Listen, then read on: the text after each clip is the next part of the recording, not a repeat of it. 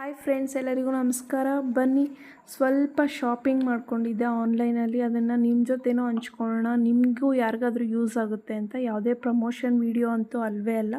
ತಾಂಚು ಅನ್ನೋ Instagram ಪೇಜಿಂದ dress material ತರಿಸ್ಕೊಂಡಿದ್ದೆ. ಚೆನ್ನಾಗಿದೆ, ತುಂಬ ಸಾಫ್ಟಾಗಿ ಚೆನ್ನಾಗಿದೆ. 899 ರುಪೀಸ್ ಬಿತ್ತು. ಇದು ಬಂದು ಫ್ಲಿಪ್ಕಾರ್ಟಲ್ಲಿ ಗ್ಲಾಸ್ದು grocery containers, small glasses boxes ತರಿಸಿದ್ದೆ ಅಡುಗೆ ಮನೆಗೆ ಅಂತ.